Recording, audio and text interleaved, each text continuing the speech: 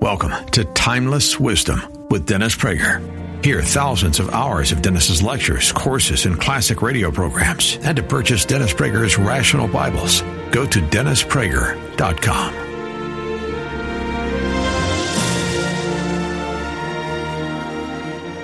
Should be arriving at your house sometime before December. It's the January issue. I'm always about 2 months late. Are you raising your hand already? You can't hear me. Well, I don't want to boom, but is that better? Okay. Well, I'll tell you, this is... Imagine if this happened on radio, spending the first 20 minutes asking all listeners, can you hear me? Wouldn't it be nice if you just thought all of you had volume controls? That's what you're used to with me, is having a volume control. And this is live, which presents all the dilemmas of live thing. I have been searching my whole life for one book that I think would make the Holocaust understandable in its immensity to anyone of any background, faith, race, religion, and I found one just 2 months ago, and it's out there. I just want you to be aware of why it's out there. It has nothing to do with the course, but it's life-changing type of book. Just wanted to make that aware. Oh. Shadows of Auschwitz. I don't sell well. That's a very serious flaw. But isn't it out there? That's the reason I'm waving it, because there's only one book out there. All right. Besides mine, this is not my book. It is a great book, and it is available outside if you want it. That's why it's out there. It is absolutely unique, and books go out of print very rapidly. So I beg you, for the sake of just knowledge, and you'll see when you see it why I feel this way about it. It's mostly pictures, but it's pictures that the Nazis themselves took. And his commentary, he's a Christian. He's a Christian theologian. His commentary on every picture is what is so incredible about this book. Harry James Cargus. Crossroad is the publisher. Okay, thank you. Next, I have a question, a philosophic question, which I'm just curious. It's a point that I have made every so often, and I would like to see if it continues to be valid. People often ask about suffering. Why is there so much suffering in life, unjust suffering? And one of the reasons, or one of the ways in which I respond, is to distinguish between natural suffering and man-made or human-made suffering. I would like you to raise your hand when you think of the greatest pain in your life, pains, plural, that you've experienced, unjust pains, if you will. I think that's the best way to put it, that you felt were terrible pain and not terribly just. If you feel that they were induced by people, or they were induced by natural things like hurricanes, tornadoes, earthquakes, disease, or were they induced by people hurting you or hurting someone you love? Okay? Therefore, if the great majority has been one or the great majority has been another, I'd like you to raise your hand. If the great majority, 75%, 3/4 of the pain in your life has been induced by people rather than of natural causes, please raise your hands. That's dramatic, isn't it? I think that helps immediately. It helps a lot of people who ask about the question of unjust suffering to recognize that it doesn't reflect on God, it reflects on people. Just when you realize how overwhelmingly, and it doesn't matter what group, this is a mixed group religiously and so on, it doesn't matter where I have asked this question, that is exactly the response I got. And it's something actually which we're validating for God's sake, who gets a bad rap. And I just thought that he would be pleased before Genesis that we gave him a good name. All right, I thank you for that, and now let me begin. Now, first of all, I wear a kippah whenever I teach Torah, because to me this is not literature, to me this is holy, and therefore you'll understand normal courses I don't, but for Torah I do. I do not approach this as great literature. Shakespeare is great literature. This is the Bible. That doesn't mean, though, that I leave my brain at home and just bring my spirit or my theology to the Bible. I read the Bible exactly as it is, but I do regard it as more than great literature. My task in this course with you is to show you why it's more than great literature, why it tells you about life more than any other book or series of books ever written. I've given a course here on Deuteronomy, and I've given one on Exodus, 2 of the 5 books of Moses, the 5 first books of the Torah or Hebrew, and of the Hebrew Bible, and of the Bible for Jews and Christians. The first 5 books begin, of course, with Genesis. I come to teaching Genesis with fear and trepidation, to use Kierkegaard's famous terms. I have always found it a daunting task to get through Genesis 1 and 2, let alone the whole book. Everybody knows the story of Genesis 1, and it's much harder to teach what everybody knows than it is to teach what nobody knows. Everything's a revelation. You've all thought about creation. You've all thought about the Garden of Eden. You all know about Adam and Eve. You all know about an apple and a serpent. You all know about all that stuff. What is there to say? I have read Genesis 1 and 2, the first 10 chapters of Genesis, so many times since I'm a child, and in Hebrew. I studied all of this as a child in Jewish schools called yeshivas. And yet, so much was not clear to me after all that study. And I wasn't prepared to ever go public with Genesis till some things got clear to me. And some of the things that I'm about to tell you became clear to me 4 o'clock today. My wife is here. She is a living witness to how true that is. I keep coming up with these revelations, or what I thought were revelations, and I'd say, no, I'm not going to tell you. You'll hear it in class. I don't want to ruin it for you. But it's true. It's just really to the last minute, things were beginning to fall into place. I didn't quite understand what is the message in all of this. I think the message in all of it is staggering, and I want to do today Genesis 1. We may not even finish Genesis 1. We may get to Genesis 2. I'm not sure. So your four classes on Genesis may bring us up to Genesis 4. I'm not sure. It's truly a matter of how it goes. If you have questions, please jot them down so that you can ask them at the end of the class or next time. But if I stop each time anyone has a question, A, very often I'll answer it as I go on. B, I couldn't go on. I know you'll have questions. It's not possible. It's too rich. We are about to enter a Mahler symphony. I mean, with themes going on in every instrument. And you just have to listen so carefully to what is going on. Every choice of word in Genesis 1 has something to say, as I will show you in most cases. A few more prefatory words. Do I read this as a religious person? Do I read this as a person? Do I read this as a Jew? Do I read this as a Western person? The answer is I read him as all of those combined. I can't separate myself in that manner, but I do first enter with intellectual honesty. I am not here with an agenda. My agenda is not to prove to you God wrote it, because that is not my concern anyway, even theologically. I am convinced that if there were no God, it would not have been written. Did God dictate every single word? I don't know. And frankly, it doesn't really matter to me. What matters to me is, what is it that I could learn from it? Most Jews don't know this, let alone non-Jews. Torah, which is the 5 books of Moses, doesn't mean law. It means teacher.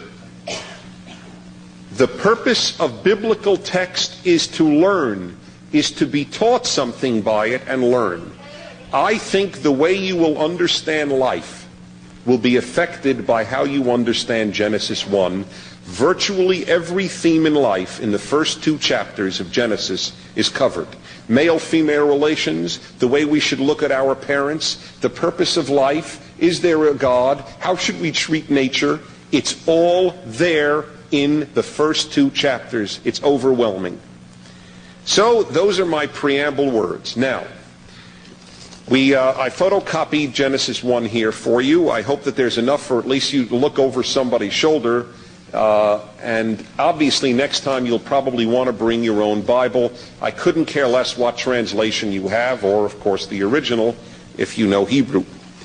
So whatever was in the office was translated. This is not my favorite translation. The truth is I'm not thrilled with any translation. But it's par for the course. Translations from this are very difficult. Okay.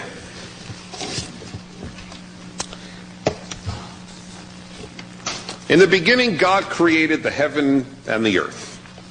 This episode of Timeless Wisdom will continue right after this.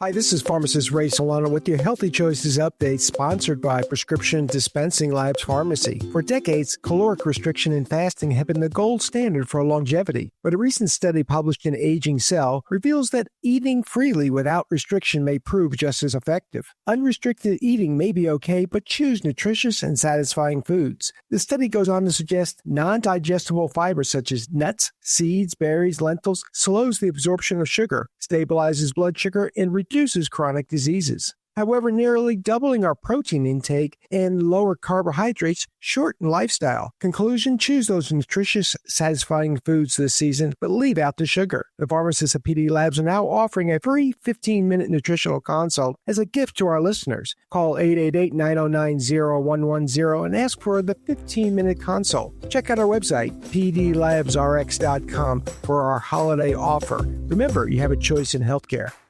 Now, back to more of Dennis Prager's Timeless Wisdom.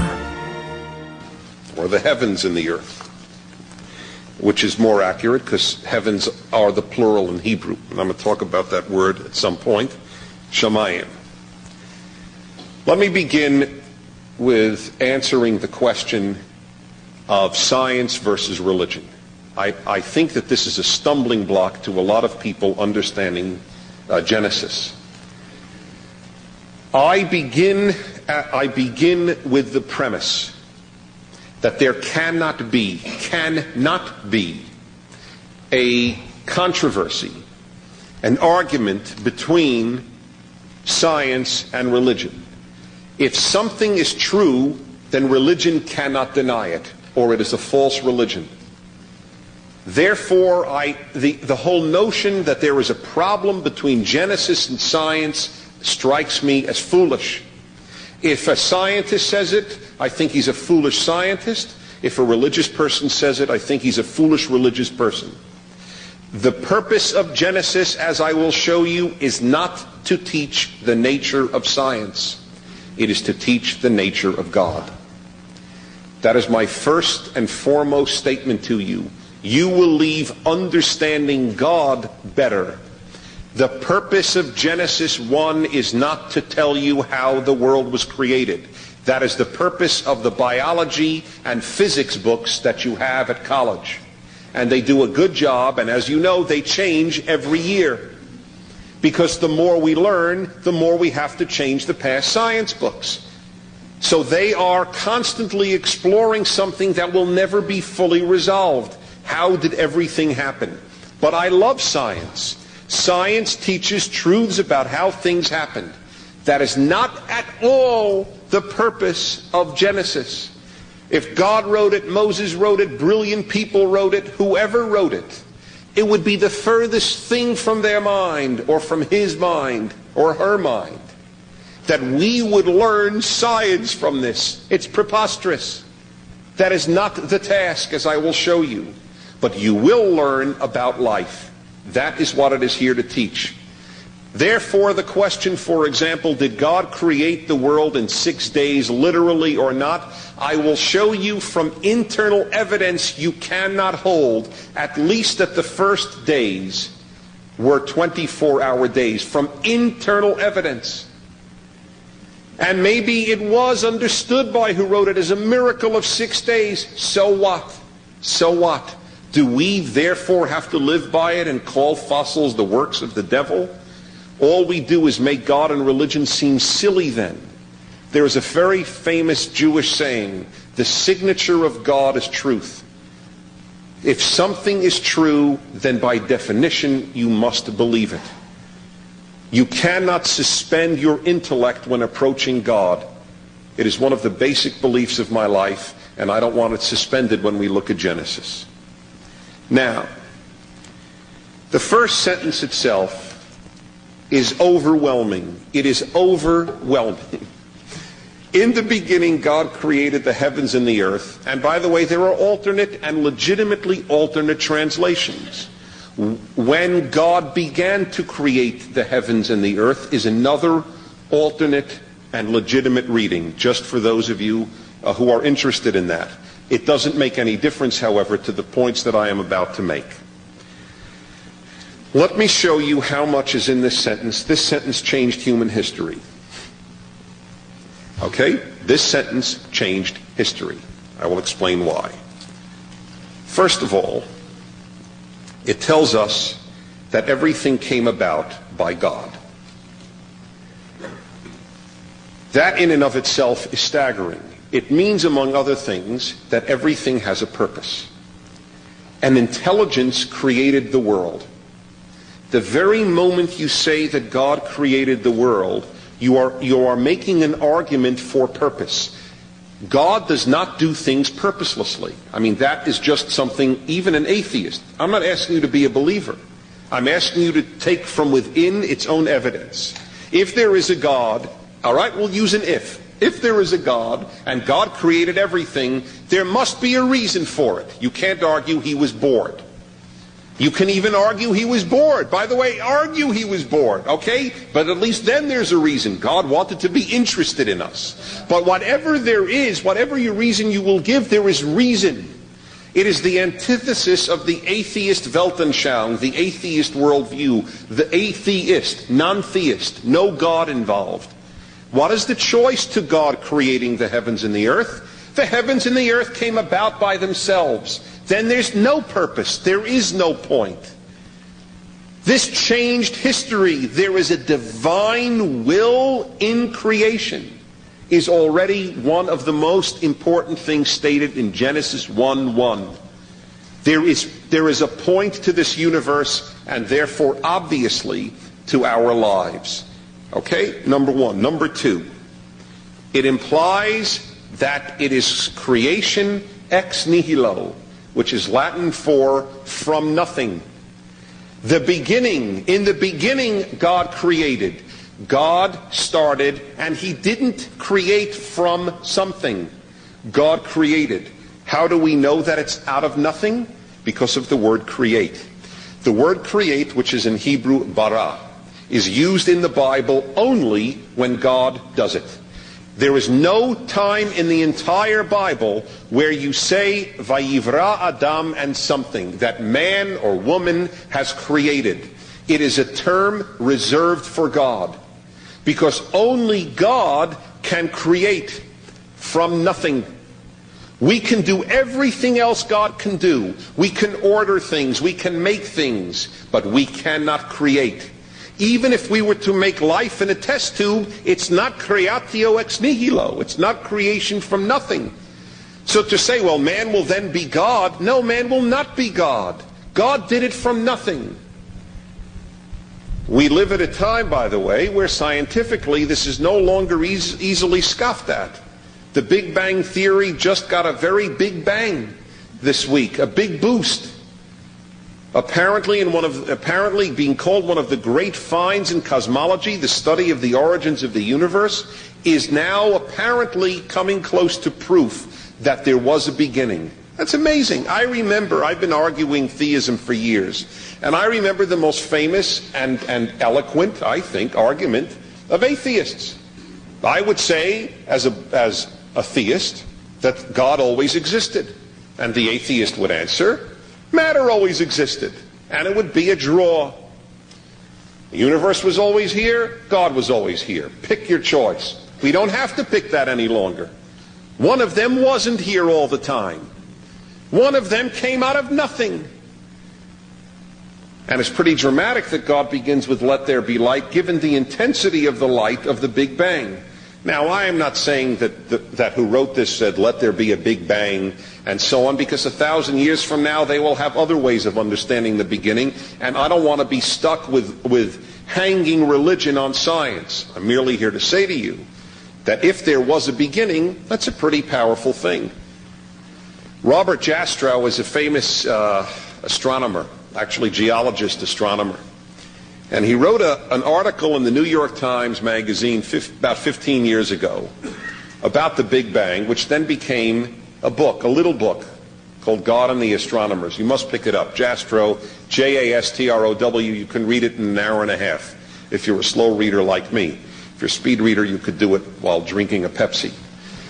And the book, his thesis was great, and at the end of the book he says, well, physicists and astronomers are now climbing the final peak of knowledge of the origins of the universe. And as they finally get to the top, they look around and they find that there's a band of theologians who've been sitting there the whole time. Jastrow is an agnostic geologist, and that's what he wrote. That the higher astronomers climb a mountain, the more they're likely to find theology. That is what is happening because in the beginning God created the world. And creation means from nothing. Therefore it is used rarely and only with regard to God. Number 3. The first sentence tells us something that people today, this moment, need to hear terribly. This episode of Timeless Wisdom will continue right after this. Hi, this is pharmacist Ray Solano with your Healthy Choices Update, sponsored by Prescription Dispensing Labs Pharmacy. For decades, caloric restriction and fasting have been the gold standard for longevity. But a recent study published in Aging Cell reveals that eating freely without restriction may prove just as effective. Unrestricted eating may be okay, but choose nutritious and satisfying foods. The study goes on to suggest non-digestible fibers such as nuts, seeds, berries, lentils slows the absorption of sugar, stabilizes blood sugar, and reduces chronic diseases. However, nearly doubling our protein intake and lower carbohydrates shorten lifestyle. Conclusion, choose those nutritious, satisfying foods this season, but leave out the sugar. The pharmacists at PD Labs are now offering a free 15-minute nutritional consult as a gift to our listeners. Call 888-909-0110 and ask for the 15-minute consult. Check out our website, pdlabsrx.com, for our holiday offer. Remember, you have a choice in healthcare. Now, back to more of Dennis Prager's Timeless Wisdom. That God created nature. God is not part of nature. There is no more important inference to be drawn from this at this time in history. One of the reasons I deeply believe in the Torah is because it has something to say to every generation that is deeply needed. And in this case, this is deeply needed. There are people today who hold that God is in nature or nature is God. And I don't only mean simple worship of trees, though sometimes it even devolves into that. Just an argument. Nature is divine and God is in nature. Or as New Age would put it, God is in every one of us. That is not true. God is outside of us. That's what's here. God precedes us. It's humbling, but God does precede us. You are not God. You are in God's image, something we will talk about because it's in the first chapters. But we are not God and we are not gods. God is outside of us. He created the heavens and the earth. The importance of God being above nature, I will talk about a little later. Let me make one obvious point, which has always disturbed me about people saying that nature is God or equating nature with God. Nature is amoral. Nature has no morality. Nature's only law is survival of the fittest. There's no commandment to animals, love your neighbor as yourself. The commandment to animals is eat your neighbor before you are eaten. And I don't blame them. I'm not anti-animal for making that point. I'm being realistic. A safari opened my eyes to this. Should all take a safari. If any of you romanticize nature, please go to Africa. Spend a couple of weeks, as I did, in Kenya and Tanzania, and watch the way animals live, not in the zoo or at home with your cats and dogs that you pet and love, but how they live in real life. They spend most of their day trying to avoid being eaten and trying to find who is smaller than them that they could eat. That's nature.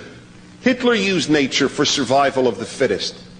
Hitler said that should be our law, and we Aryans will show we are the fittest.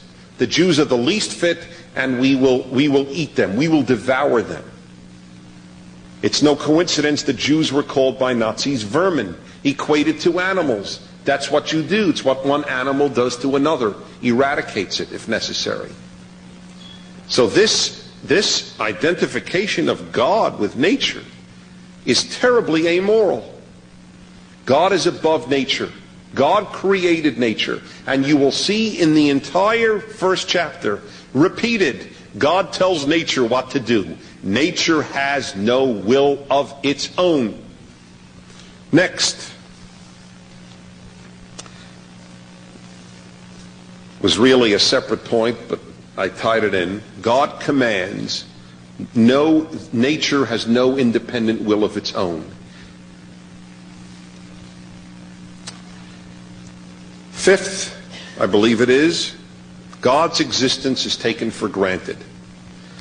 One of the extraordinary revolutions caused by Genesis 1 is its complete rejection, obliteration of all ancient ways of looking at the gods. They had what were called theogony. Geny, as in Genesis, as in cosmogony, is the Latin for beginning. What's theogony? The beginning of a god. All the ancient stories of creation had theogony. They asked what superficial atheists, as opposed to profound atheists, ask today.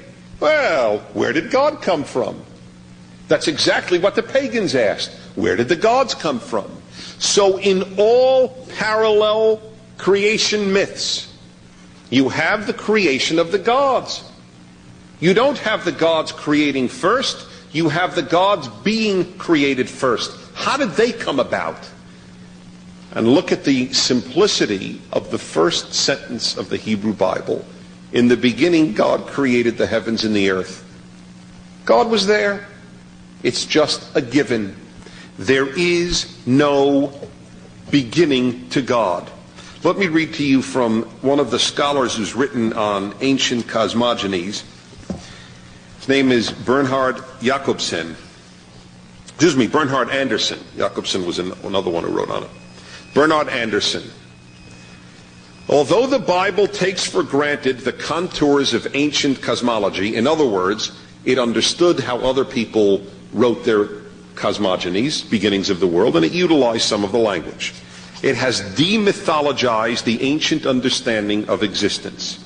The Hebrew Bible contains no theogony, no myth which traces the creation to a primordial battle between divine powers, no ritual which enabled men to repeat the mythological drama and thereby ensure the supremacy of the national god. Mythological allusions have been torn out of their ancient context of polytheism and nature religion and have acquired a completely new meaning within the historical syntax of Israel's faith. My friends, I have a lot of faith in my ability to explain things, but I truly believe that I fail to communicate to you how Genesis 1 changed history. How this notion of a God who created the world above nature, invisible, non-pagan, monotheistic, changed all of history. Genesis 1:1 changed things more than anything you can imagine. Anything. More than the French Revolution, more than the American Revolution. It made subsequent thinking about life possible.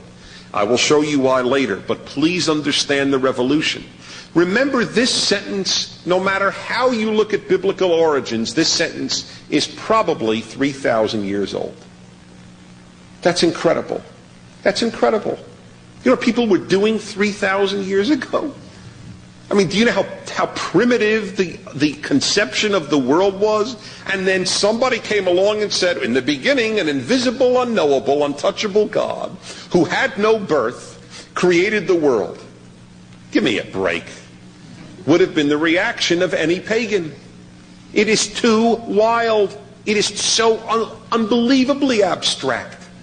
And how did he do it? The pagan will come over to this Jew and say, oh, really? And how did this God do it? He just said, let it happen. Oh, come on. He didn't make it out of clay? He didn't make it from a turtle? What are you talking about? He just said, let there be light.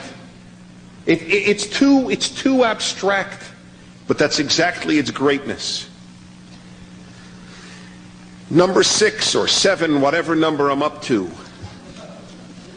Bereshit, in the beginning, means God created something else, which is incredible for 3,000 years ago. It's incredible for anything prior to Albert Einstein. God created time.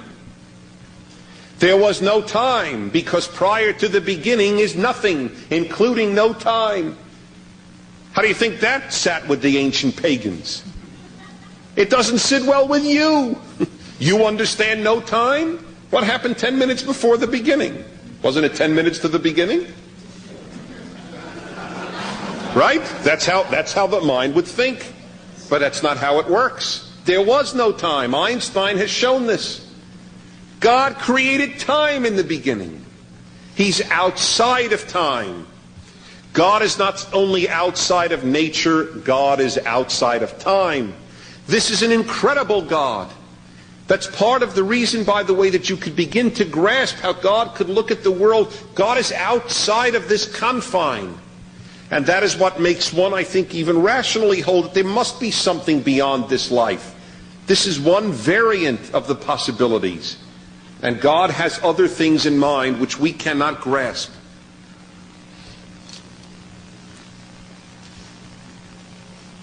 Next, God is monotheistic. It says, Bereshit bara Elohim, in the beginning Elohim created. Elohim is plural. It is plural, however, just like the word in Hebrew, water is plural. There is no singular for water in Hebrew. It's mayim. There's no word mai. It's just the way it is. An analogy to English is fish.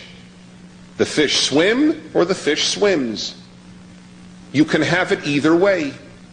So too in Hebrew. This is not meant to disagree with my friends here who have a Christological reading of this. It's merely to say that the evidence doesn't support a plural reading of the word Elohim for a very simple reason. With one exception that I'll come to. It always uses the singular verb. Elohim creates. If it were plural, it would be Elohim create. And here, bara is the singular. Elohim is also one of the two major words in Genesis and in the Torah generally for God. The other one is Adonai, or Jehovah in the literal origin.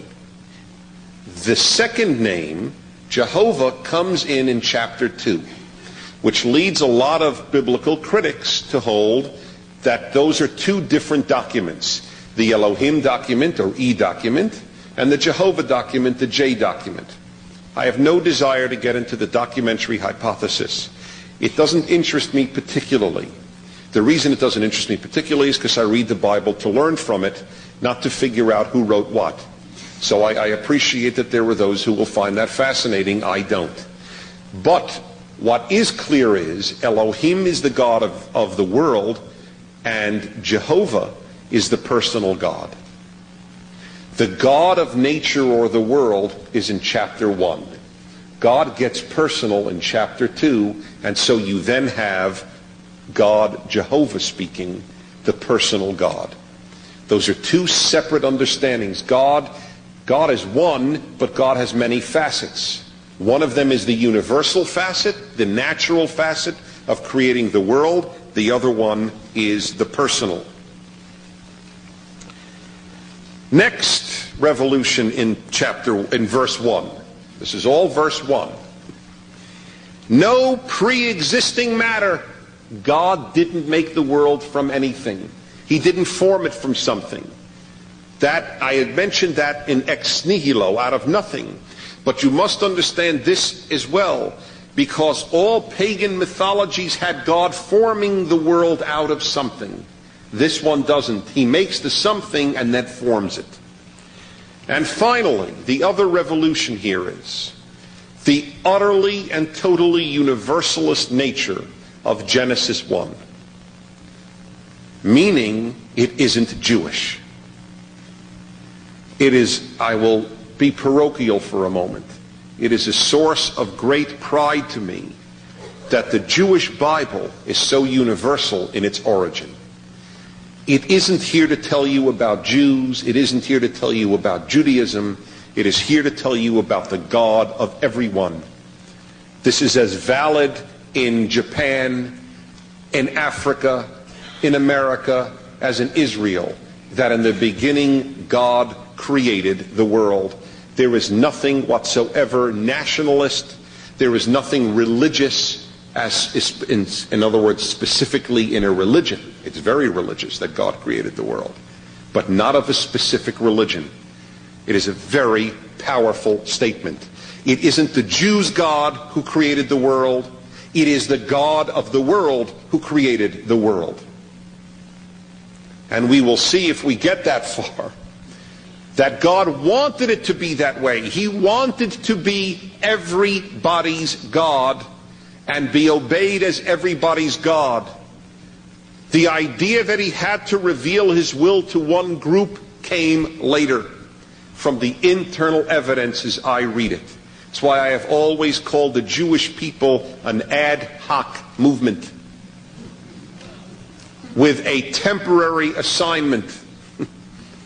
And when fulfilled, theoretically at least, it can go out of business. It was formed for a task. The task will be fulfilled, and then we would end in a very different world. But God's original intent was totally universalist. It's the God of the world, the God who created everything. That is Genesis 1:1. The revolution inherent in that statement, which is why everybody knows it. Why it is so deeply part of the Judeo-Christian, Muslim, and Western cultures. It is so deeply embedded in it. People have tried to fight it. Nature created itself, the world created itself, there is no God, there is no supervisor, and so on. But this is their battle against Genesis 1:1. The task, as I said, is to tell you the nature of God, not the nature of science. And so keep that in mind as we continue. I'm not going to go over every sentence. I'm picking out specific ones. 1:3, God said, "Let there be light," and there was light. Isn't that great? That's it. I always had this vision as a kid of, did God say it with effort? Did he yell it? Did he whisper it? Did he think it? I mean, did it take any effort at all to say, "Oh, let there be light"? Let there be light. Or was it, let there be light? It is so extraordinary. The simplicity here is staggering. He wills it, and it happens. Again, the only way you could begin to appreciate what a revolution this all is to read ancient mythologies. What the whole rest of the world, not just the ancient Middle East, everywhere, Japan, Africa, the Americas, anywhere you wish, read every beginning. The beginning was physical. Just the universal God willing something is a staggering change. God wills it, and it happens. Let there be light. Now, by the way, it's a very interesting thing, which I am sure 25, 50, 100, 200 years ago was a great source of scoffing by atheists. I remember hearing it as a kid. How could there be light? The sun wasn't even invented yet. The stars weren't even created yet. That's pretty interesting, isn't it? Now, you got to admit, even whether it was men or God who wrote this, they had to be pretty well aware of that question. One thing most people grant is that whoever wrote it wasn't stupid. Whoever wrote it also would have realized, how was there light before stars? Before the sun? It's a good question. I don't have an answer to that, but you have to admit that that's quite something. It's pretty impressive, isn't it? That's a pretty risky thing to write, because it would have seemed to anybody pre-Big Bang as pretty weird. Where did it come from? Well, there's no answer that I know. I find that very compelling for, I won't say God writing every word, but I will say for a divine element of wisdom here that transcends the norm. Because it's a very obvious question that not all of you might have thought of. Where did the light come from? Nothing that makes light had been created. 1:4, God saw it was good. This also knocked out a lot of ancient cosmologies, because in ancient creation things, it was miserable. Everybody was fighting everybody. The gods were killing each other to see who would win. They were battling major sea monsters and big giant turtles, and there was a tremendous amount of sex and cruelty. God says, let there be light, and so it was good. Can you get simpler? Can you get more beautiful than that? He liked what he did. I like that, by the way. Isn't that touching? If we're supposed to learn from God, clearly one thing you might want to pick up is what real humility is about. You're allowed to say your work is good if it's good. If you want to imitate God, don't go around saying of something good you've done, nah. That's fake. That's false humility. Real humility acknowledges what you've done. I think I've always been touched by that. God looks at what I did. Yeah, that was a good job. Isn't that something? He saw it was good. And to teach us too, there is goodness inherent in this world, even though there's so much evil. That's why 75% of you said more than 75% of your pain came from people, didn't come from God. God created a good world. We screw it up. It's a famous theological term, to screw up. It's from the Latin screwum tremendum.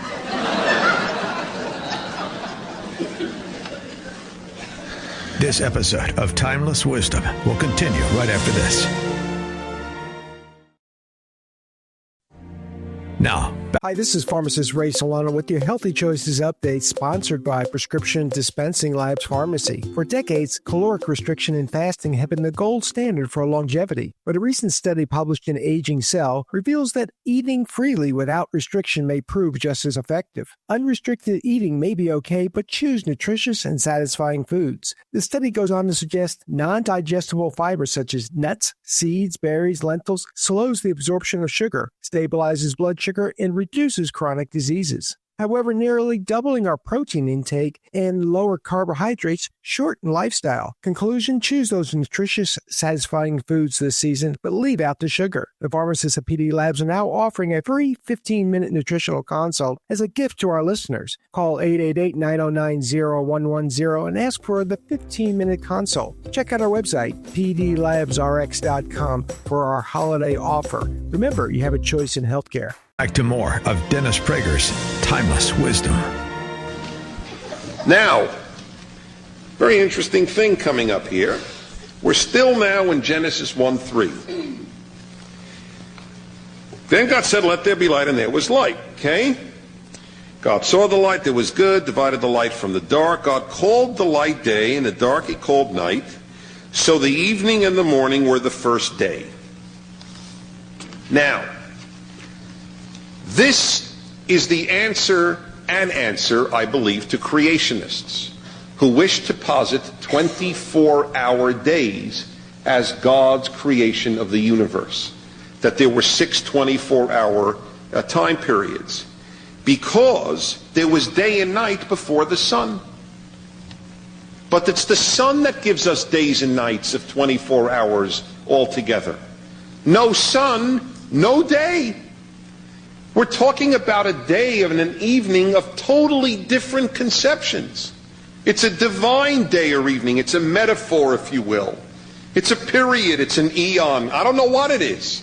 But it can't be a day, even if you are a literalist. I'll grant literalism to Bible literalists. You still can't have a day here because there is no sun. So the very use of the term day doesn't mean, obviously, the day as we know it. Because the day as we know it is dependent entirely upon there being a sun. That's how we measure our units. So that's why I am troubled by creationists, because they're battling the correct battle with the wrong weapons. It is a correct battle to battle the atheist who says everything came about on its own. That I join that battle. But to oppose it with ideas that I think are foreign to the text itself, just to go to the other extreme from the secular extreme, I personally cannot support. So I find myself, and I might as well handle this right now, in the middle. On the one hand, you have those who believe everything came about by evolution without God, and on the other extreme is the creationists. No evolution and everything as written. I have no problem with evolution. I have problem with evolution with God. The notion that everything came about on its own strikes me as absurd. Just absurd. That it just happened on its own. And by the way, according to one of the great paleontologists of our time, Stephen Jay Gould, who is an agnostic or an atheist, the Harvard paleontologist who writes on evolution, he has recently said that he believes that if time went backwards and we started all over under the same conditions, life wouldn't have arisen as it did. It's a fluke. It's too much of a fluke. So there is no inevitability even in evolution. Even the evolutionists will have to say it's a quirk. Between quirk and instrumentality and intelligence, I'll take intelligence over quirk as having created intelligence.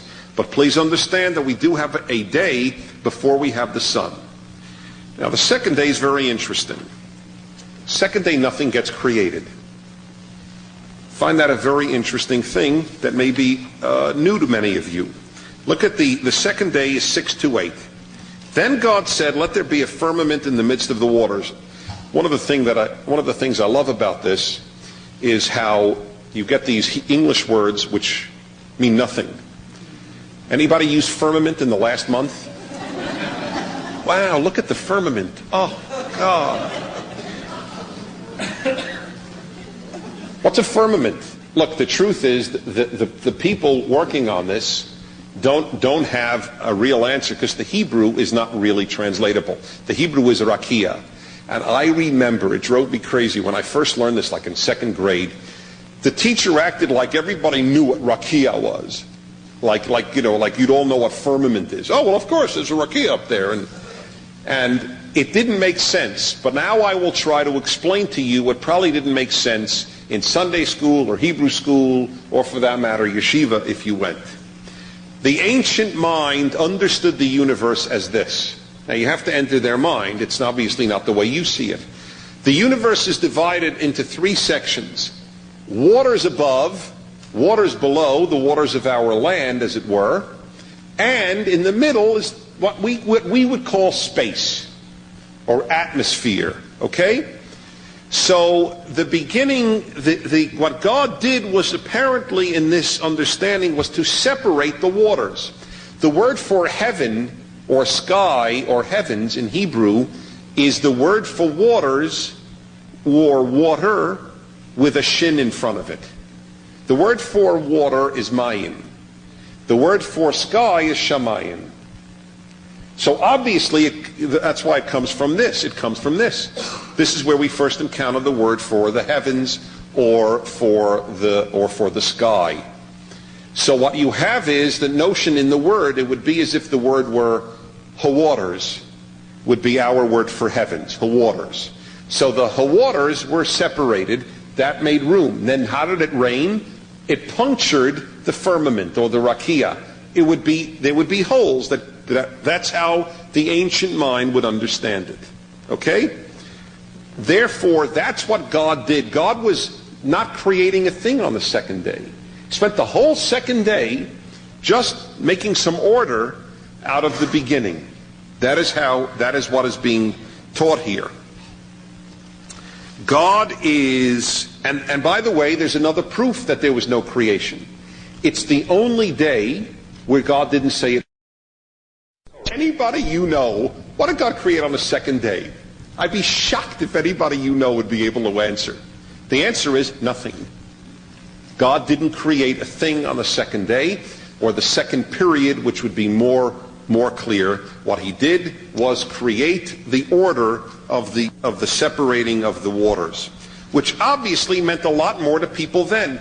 Now you'll say, well, this proves God didn't write it, or this proves that it's just primitive literature or ancient literature. Let me tell you something. It had to be understandable to the people 3,000 years ago, or nobody would have passed it down. Of course the Torah had to speak in language that was related to by the people of the time. It's just natural. It had to be done. To me, the miracle is that the Bible speaks to me in 1992 and to ancestors 3,000 years ago. That's what's incredible to me. But that there will be stuff that they would have related to better, I relate better to let there be light. You don't think the ancient people, ancient Jews, thought, this is weird. Light before the sun and the stars? But now we relate to that terrifically. Big Bang, great glows prior to this. But you got to give the ancients something for them to relate to too, because they were all wondering, gee, how did the waters get separated? That was their big wonderment. Here's your answer. Day number 3. So there was nothing good, right? God didn't look around and say, gee, I made a good separation. Okay? That was the one day of the creation process when God did not say, what a terrific thing. Day number 3, Genesis 9 to 13. What happens here is God gathers the waters to make for a dry area. He calls the water sea, calls the dry area earth, and that he saw was good. But we're not done on the third day, because now with the land and the sea, God asks the earth, tells the earth to sprout vegetation, seed-bearing plants and fruit trees bearing fruit. The obvious question is, how do you get vegetation prior to the sun? Okay, this is one of the biblical critics or skeptics' greatest questions. You see? Now, first of all, whenever I argue with anybody, I try to assess their intelligence. I mean, it's one of the things that you try to do. You would think that those who attack the Bible on this ground would at least acknowledge that the people who wrote it also knew sun was important to growing things, because they saw, gee, very little grows in caves. I bet they knew that 3,000 years ago, that things don't grow in caves. So obviously they knew too. They planted things. They had trees. They had olive trees, and none of them were indoors. Everything they grew were outdoors, so they too knew you needed sun. So obviously whoever wrote this would understand that too. So asking a question that presupposes I really caught them in an internal inconsistency implies that they didn't know that there was a theoretical inconsistency. The point is, however, that it doesn't say what, or the point is that I see it is, God creates on the third day the possibility of vegetation. The seeds, as it were, are planted. First, you need the earth to be able to sprout these things. That's number one. Number two, remember what is being told here, not science. What is being taught here is the nature of God. The most important thing in Genesis 1 is to kill mythology, to kill polytheism, to kill paganism. That's the intent.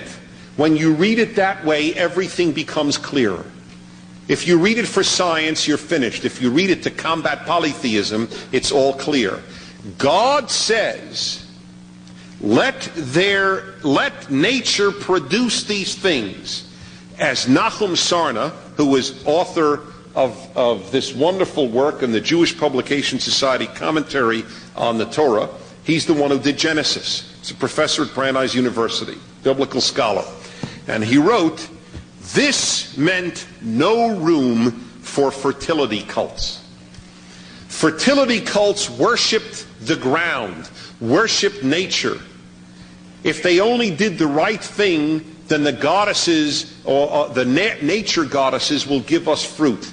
No, what are you talking about? It comes from the earth. I said it that way on the third day. Fertility, schmertility. Remember, that is what is being done here. Judaism loathes superstition. Doesn't mean Jews loathe superstition. It's a very important little poof. That's what you will get after I give you the sun. First I give you the seeds, then I'm going to give you the sun, and the stuff's going to come out. God saw that was good. He liked his work on the third day. Just wish to announce that. Day number 4 is verse 14 to 19. Interesting the way we have here.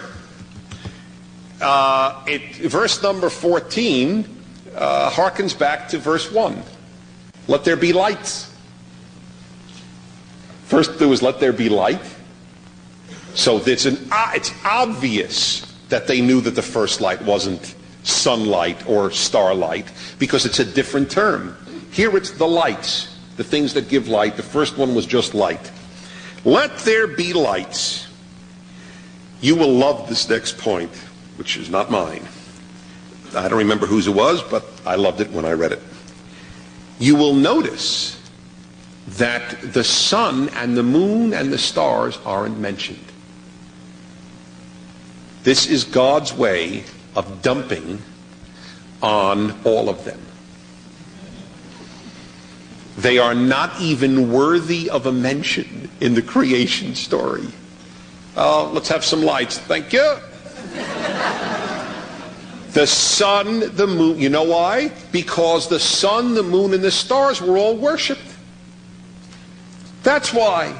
Remember, if you read Genesis 1 as a battle against superstition, paganism, polytheism, it's all understandable then. Not as a geological tale. And the fact that we don't live in a polytheistic world, unless you get really involved with some left-wing environmental groups, that is a reason for. This is the reason for it. People worship the sun. People worship the moon, and the stars, of course, were seen as signs for dictating your life. They weren't even worthy of a mention. That was astrology. I'm not here to knock astrology. I think it's a lot of fun. But they don't determine life. God does. They may have characteristics otherwise. The Talmud later is ambivalent on the issue, and I couldn't care less. As I say, I get a kick out of it, and I'm open to anything. But if you truly believe that the stars determine as opposed to God, that's idol worship in Judaism. But they're not even mentioned. It's just time to set the lights up, and that was it. So that's what happens on the fourth day. God says, let there be lights, and there were lights. And here is the best part. Just in case you're still worshiping those lights, God tells you what he put them up there for. He actually insults them. They're not even there to give you all the things you expect from them. Why? Look at 1:14. Look at 14. Why should they be there? Look at their big role. To divide the day from the night, and to be signs for seasons, for days and years. Isn't that amazing? That's all they are. You know what a dethroning of that is? It's almost like saying, let there be a president so that he can clean the White House floor. I can't even think of an appropriate simile for our life today. This is a total debunking of ancient mythology. The lights are there just to let you know what day it is, what season it is, and so on. And by the way, this is another proof, in my opinion, this is a second proof of there couldn't have been days before day number 4. Because this is where, only now they become signs for days, years. There were no years, there were no seasons, and there were no days prior to day number 4. It says it. Just read it, it says it. I give you the lights, now you will have seasons, years, and days. So the next time you hear 6 24-hour days, you just got to say, come on, don't you know Genesis 1:14? They weren't invented yet, days, years, and seasons. They start over here in day number 4. And God saw it was good, liked his work on the 4th day. 5th day, verse 20. God tells the water to have living beings come out of it. Again, it is totally God telling nature what to do. I repeat, nature has no will of its own. None. God tells it what to do.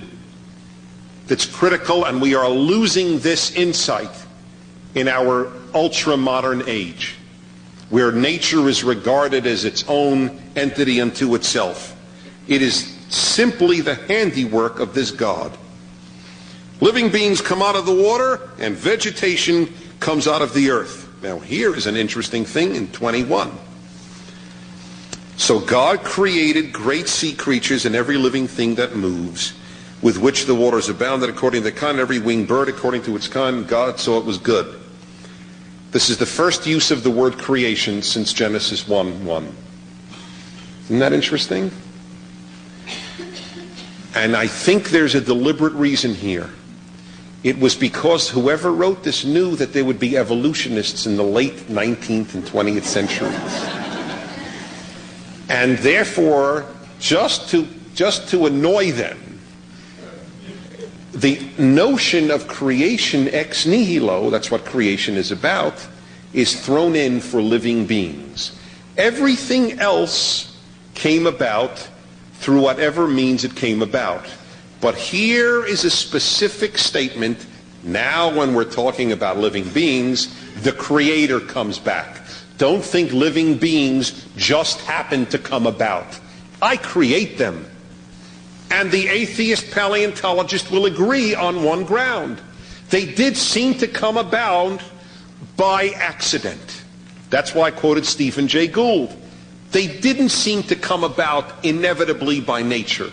They did. One British astronomer is so convinced that life could not have taken place on its own in the limited time the Earth had, that his conclusion, and he's one of the illustrious British astronomers, is that extraterrestrials dropped seeds on Earth. Now, between that and God, I opt for God on pure notions of rationality. But whether you opt for his or God, please understand that anybody who studies this stuff has to acknowledge, I don't mean this stuff, the Torah, I mean science, the very profound unlikelihood of life developing as we know it. That's why we have in verse 21, God creates living beings again. And he looked around and he saw it was good. And day number 6, from verses 24 to 31, the earth brought forth the land animals now, and the taninim, which came about from the waters. Tanin is a giant sea serpent, which they would have been totally familiar with, and was a profoundly worshipped thing. So they threw in the word just to get it out of the way. You know what? Even the taninim God created. After all, it's very odd. Why would God enumerate one fish? It would be odd, right? I mean, what if it was halibut? And God created the universe and halibut. So you would say, how come halibut? right? To which the Jewish answer is, why not? But I'm not going to leave you with the Jewish answer. The answer here is that there was a specific desire to knock out the notion that these Taninim, these great sea monsters, were anything but God's creation too. That's the reason that they are listed. But now, one of the all-time great verses of the Bible. Verse 26. Then God said, let us make man in our image according to our likeness. Let them have dominion over the fish of the sea, over the birds of the air, and over the cattle, over all the earth, and over every creeping thing that creeps on the earth. Let us make man in our image is one of the most important statements ever made, biblical or not. Okay, I'm going to devote some time to this. Why? What does it teach? What is so important? First of all, who's God talking to? This is one of the theologians' all-time favorite verses. Who is God talking to? For many Christians, it is a clear implication of a triune God. For the rabbis, they had a poetic way of looking at it, that God, when he came to create the human being, did so in humility and didn't say, I'm going to make man. Instead he said, let us, as the royal we. And whom did he speak to? Malachei Hasharet, the angels who serve him. Well, those of you who know me at all can only imagine how I reacted to that when I was a kid. What you see today is basically what I was at 7, just 7. And I sat in class, and I'll never forget when the rabbi said, God said it to the angels, I almost choked. I can't buy that stuff. It's poetic, but I can't buy it. God said to the angels. And until a few years ago, I simply didn't know what the sentence meant. And I'm willing to live with that. I much prefer to say I don't know than buy what's called in Yiddish a baba maisa, which is an old wives' tale in Yiddish. I just can't buy that stuff. God said to the angels, listen, let's make man. I finally heard a rabbi, as it turns out it was an Orthodox rabbi, who gave another explanation that I am now told others have had too, but I just had never heard it, which makes absolute sense to me. Who could God possibly have been speaking to? First of all, there's no mention of angels. Until now. So you just have to make that up. But there is mention of other creatures that God could have said it to. Who? The animals. And boy, talk about lights. All the lights in this brain went on when I heard that explanation. That makes perfect sense. God's created all the animals on this day and now says to them, let's make man in our image. My friends, nothing I could ever say to people is as important as this understanding of the human being. We are created in God's image, and we are created in animals' image. This is one of the deepest Jewish understandings of the human being. It is one of the great understandings that has kept this particular Jew sane. Because the understanding that I am part animal and part God keeps me sane. I know what I need to aspire to, God. But I also know that I have to make peace with the fact that I'm also an animal.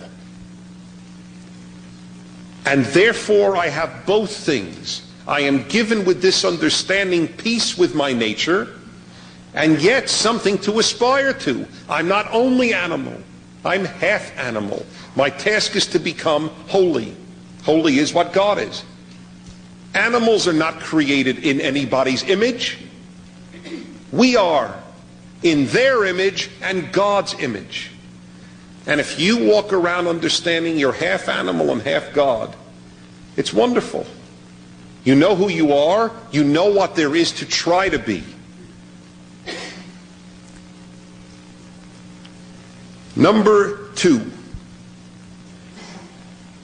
Let us make man in our image means that we are created in God's image. That is why we are different in worth than animals. It's that reason and that reason alone why you should save a stranger before the dog you love when both are drowning. There is no secular reason to save a person whom you don't love before the dog that you do love. And since we live in a secular age, most people are voting for their dog because they haven't been raised with Genesis 1:26, that we are created in God's image. The animals are not created in God's image. They were created. We saw their description. They just came out of the earth and came out of water. They're part of nature. We're not. We're half part of nature, but we're half divine. They're not. We are sacred. They are not. And to prove that point, the very same verse that says that we are created in God's image tells us that we are to have dominion over the animals and the earth. It scores, it makes the point that much more sharply. We are higher than animals. We are not another animal. Whenever I hear a person say people and other animals, I know I've met a secular person. It's a giveaway. I remember in the 60s, that famous 60s button, war is not healthy for children and other living things. It was a sign of the times that children and other living things were equated. We are not another living thing. Broccoli is. Even sea otters, may they live and be well and lie on their back and be cute, are also not just another living. They are another living thing, excuse me. We are not. We are in God's image. We are sacred. Animals are not sacred. Number 3, because we are created in God's image, every human being is infinitely valuable. It doesn't say white people are in God's image, or black people are in God's image, or Jews are in God's image. The human being is in God's image. It's so radical and revolutionary. The human being, period. This verse 126 should have undermined slavery. I would love to have known the answer to the question to a religious slave master, what do you say to 126? Because all of his answers would have been crap. It is too painful that a religious person could have kept a slave. In light of this extraordinary statement that every human being is created in God's image, period. The human being. And it's beautiful. There is no hint of a race or religion of Adam or Eve. No hint. Thank God. Because if there were just a hint, boy, would it be used. Maybe, the Muslims believe that the earth that God created, I think it's in the Quran, was red, black, and white. That was the Quran's way of saying that there is no one color better than another one. But of course that comes about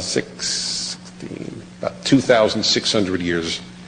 About 2,000 years later. 600, my math is a joke.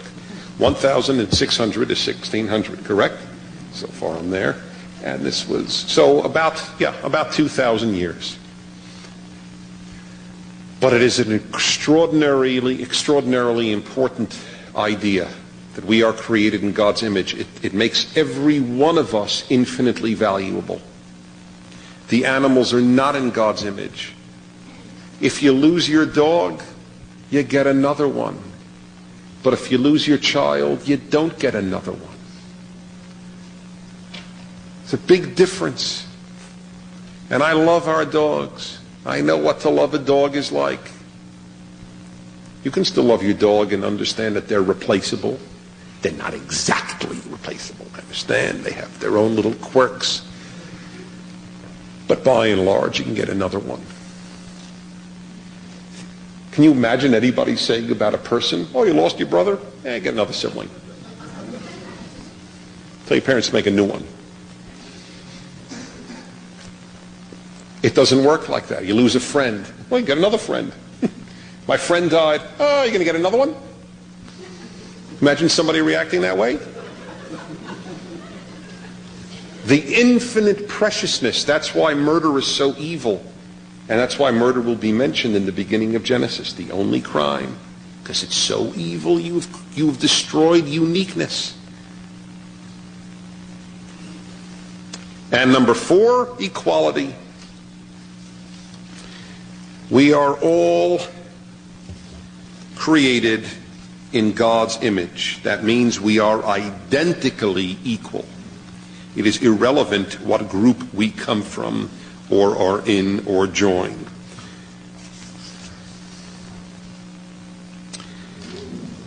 Let me read to you from Sarna on the revolutionary element of being created, that every human being is created in God's image in Genesis. The words used here to convey these ideas can better be understood in the light of a phenomenon registered in both Mesopotamia and Egypt, whereby the ruling monarch is described as the image or the likeness of God, of a god. You see you understand? The Bible is using the language that people knew then, but it's totally changing it. In Mesopotamia, we find the following salutations. Quote, the father of my lord the king is the very image of Bel. That's one of the gods. And the king, my lord, is the very image of Bel. The king, lord of the lands, is the image of Shamash. O king of the inhabited world, these are all different salutations in Mesopotamia. O king of the inhabited world, you are the image of Marduk. In Egypt, the same concept is expressed through the name Tutankhamun. You've all heard of Tutankhamun, right? Which means the living image of the god Amun. And in the designation of Thutmose IV as the likeness of Re. Without doubt, the terminology employed in Genesis is derived from regal vocabulary, which serves to elevate the king above the ordinary run of men. In the Bible, this idea has become democratized. All human beings are created in the image of God. Each person bears the stamp of royalty. Isn't that powerful? Only kings were in the image of gods in the ancient world. And here comes an ancient world document to say, every one of us is in the image of God. Whew. I get the chills when I think of what a revolution that was. Now, this 126 is so important. And I will end with 126 so that we'll have time for your questions. 126 has, and it's not a non sequitur, after we're told we are created in God's image, it just to send home the point, as I said earlier more sharply, that we are greater and sacred, we are sacred and greater than animals. We are to have dominion. We're to dominate the natural world. This bothers some modern people. Say, you see, look at the biblical tradition. Look at what it did to the Judeo-Christian Western world. It told people that they can lord over nature. But no, we are partners with nature. We are one with nature. And then you get even more extreme. We are a cancer on nature, as the head of Earth First said. Ladies and gentlemen, this is stating categorically. You may reject it, but you can't change it. It is a categorical statement that God created the world for our use. The reason for all of these things was for the ultimate in creation, you and me. That is why God created the world, for us to use it, not abuse it. Use and abuse are very different. We have no problem with drug use, we have problem with drug abuse. You must use the world, because you are created in the divine image and you will make use of it properly. But that is the only reason it is there. When we talk about the flood, that's what I'll show you. I remember asking this time the rabbi came through. And about third grade, I said, Rabbi, why did God destroy the animals in the flood? They didn't sin. Good question, no? And he gave a better answer than the question even. He said, because if we're not going to have people around, why have animals? Now this will rub some people today terribly the wrong way. You mean the only reason for porpoises, the only reason for the great Burundian gorilla is for our sake? Yep. And the proof is they don't do anything. This kills people. It just kills them to hear it. They don't build anything. Every animal today lives exactly like its great-great-great-great-great-great-great-great-great-grandfather did. They don't do a damn thing. They eat, they have sex, they roll, they play, they lick, and drop dead, and then the next one does the same thing. I love them.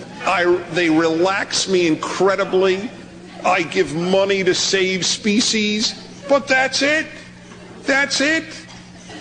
They do not wonder why they are there. They couldn't care less. We build. We are in God's image. We make, we build, we think, we create. We can be good. A dog can't be good. If dogs could be good, then dogs should have been put up with these Nazis at the Nuremberg trials, because of all the German shepherds that we used to eat prisoners' genitals. The use of dogs in Auschwitz is notorious. The same dog that you love at Auschwitz ate people alive. Do I have anything against that dog? No. He's not evil. A dog can't be evil any more than a hammer can be evil that's used to smash your brain. The wielder is evil. But the same with good. They can't be good either. We can be good. We can be evil. We can create. That's what God wanted in the world. We alone do that. That's why 126 is so critical. We alone are in God's image. And we alone are to rule the world. The world was created for us. One of the lovely things I learned from the Talmud when I was a child is every person should walk around saying, Bishvili nivra ha'olam. For me, the world was created. It's actually been very effective with Jews, that attitude. A lot of Jews do believe the world was created for them. This is my old theory about why Jews would complain far more than Catholics or Protestants if the grapefruit weren't quite ripe in a test of the three groups in any given room. For me, this grapefruit was created. It actually, I am convinced in all seriousness that it's been imbibed very well in Jewish life. But every human is to see the world that way. Which means, of course you don't abuse it. If the world was created for you, why would you abuse it? It's also created for your children. So if I abuse it, they don't have it to enjoy. That is a good argument for environmental groups. But it's a little too anthropocentric for them. When I make these arguments on radio, they call me up and say, oh, you have an anthropocentric view of the world, a man-centered, a human-centered view. They're right. I do. I do. And it's from 126. There's another reason, though, that this is so critical to dominate the world. Remember the battle of Genesis 1. It's against superstition and paganism. To the pagans, nature ruled them. And so that's why they worship nature. Please, I will do something for you, nature, if you give me fruit, if you give me rain. This opened the way to finding a cure for cancer. It is no coincidence that the world influenced by this, the Western world, became the world that developed overwhelmingly what we know as modern medicine. Because in order to develop medicine, you must first understand that you must conquer nature. If nature is dominant, you can't stop it. You can only voodooize it. You can stab little pins in things and hope that it'll work. You can do incantations. You can bring sacrifices. You can say the right prayers to the right nature god or goddess. Because nature's in control. God made it, and we're in control of it. And if we ruin it, we'll suffer. When we abuse it, we will suffer. When we use it, we will benefit. But that is why this is so critical. And today there is a movement to see nature in the driver's seat and not the human being. But this was the war. It was the war against nature gods and against nature as being a god. You might not have thought that there is so much in the first chapter of Genesis. So I have good news. There's more. But I won't get to it now. I have so much more to share with you, but it is just an overwhelming task. These were some of the critical elements to get through. Next time we will talk about the second recapitulation, and others will say the second story of the creation, which involves extremely complex subjects, and I ask you to read it in advance, chapter 2, with a different way in which God created people, and I'm going to start next time with 127. This has been Timeless Wisdom with Dennis Prager. Visit DennisPrager.com for thousands of hours of Dennis's lectures, courses, and classic radio programs, and to purchase Dennis Prager's Rational Bibles.